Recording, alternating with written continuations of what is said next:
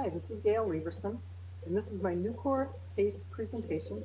This is prepared for Dr. Valerie Wallingford, and it's in partial requirement for class MBA 6145 at Bemidji State University. The Nucor Corporation was established in 1905 by a man named Ransom E. Olds. He came from the auto industry from the Oldsmobile Company. They became a steel mill in 1969. Nucor pioneered the thin slab steel production in 1989. They call it the Castrip process of melting and recycling scrap. In 2008, Nucor acquired the largest processor of scrap metal.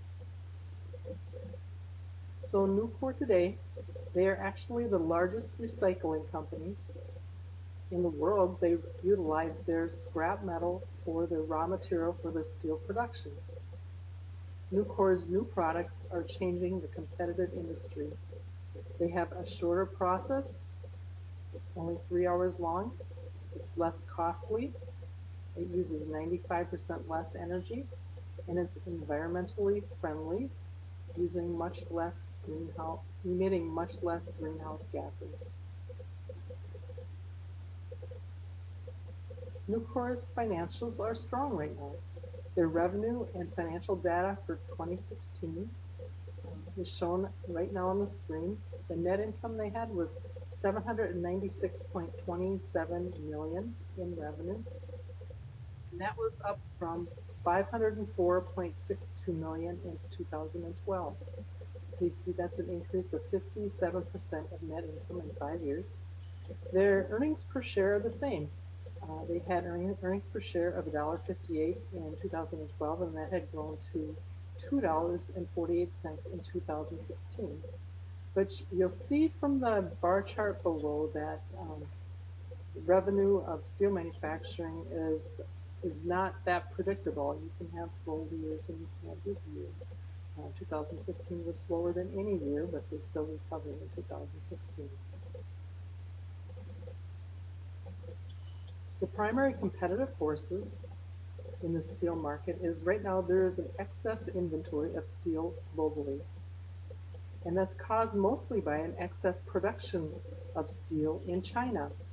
And the production of steel in China is not market driven. This causes China to dump their excess manufactured steel in the United States.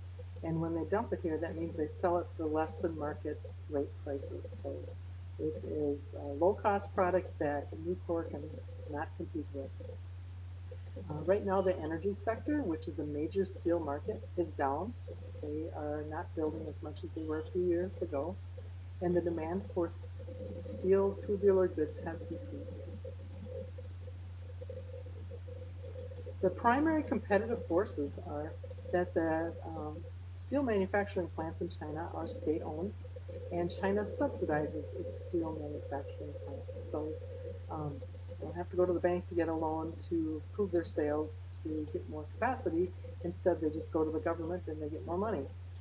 And on the reverse side is the United States government has been reluctant to impose tariffs on Chinese imports.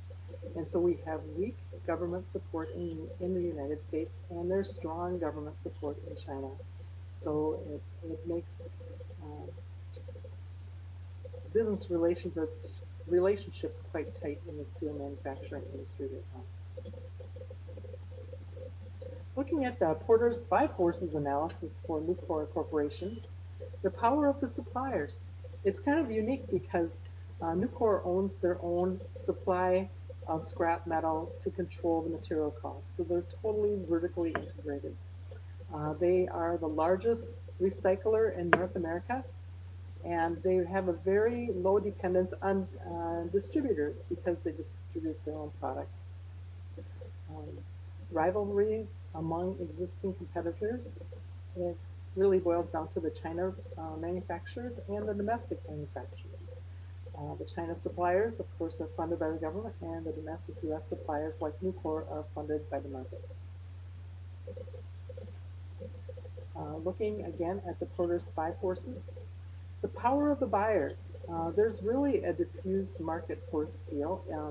They have buyers in the agriculture sector, the energy sector, the industrial customers, also in residential building and the automotive industry. So the power of the buyers, one or two or three of those sectors could go down really fast, but Nucor would still have some market available with the other sectors. There's always the substitution of products. They could builders could decide they want to use the traditional steel product rather than the new thin slab product, or they could decide to substitute traditional building products such as wood or concrete into their buildings where they would not need steel. And looking at the threat of new entrants, there's a rather large barrier to entry into the steel manufacturing business, and that's because there are significant capital requirements to manufacturing steel. The existing businesses are very large, hard to compete with. The government policy in the U.S. is not supportive for new entrants into the steel manufacturing business. There is advanced technology needed, and it actually takes many years to develop and perfect the production and distribution of the steel product. And there's also the patents on the cast strip process and the furnace used to melt the recycled material down that Nucor has and nobody else has. Looking at a SWOT analysis of the Nucor situation, they have quite a few internal strengths. They have that advanced technology of the thin slab steel. They have had a positive net income for the last 5 years. They have had growth in their earnings per share for stockholder money from 2012 to 2016. It really takes less time, 35% less, 3 hours, so a lot less time, and 95% less energy to produce the Nucor steel product. And Nucor owns much of their own recycling material. There additionally is no union at Nucor, so they don't have to worry about the unionization of their employees, and they are currently the industry leader. And they have the bargaining power of the suppliers and the buyers because of their size and their lead in the market. Their internal weaknesses are always a risk of new technology, just like they developed the new thin slab process. Somebody else could be out there developing something even bigger and better than what they have. So there's always that risk. And they had a rather large environmental fine in 2000, $100 million. So they have to watch that, and they have to watch the EPA and make sure they are doing what they have been told to do.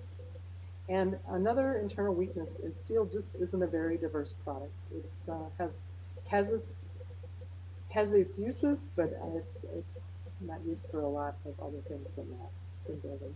External opportunities. The residential construction market is gaining in strength right now, and so is the automobile industry. U.S. Steel, their main competitor domestically, showed a loss in 2015 and also in 2016, so they don't have as much capital to work with. And President Trump has said that he's going to fund a $1 trillion infrastructure bill that would allow new bridges and roads to be built, and that would use a lot of steel. And they also have some promises from the president regarding decreasing government regulations and lowering taxes on steel manufacturers. So that could be a new opportunity. External strengths, or external threats. Right now, there is a lower demand from the energy and the tubular sectors, and there's a weaker demand than normal from the agriculture and the industrial sectors.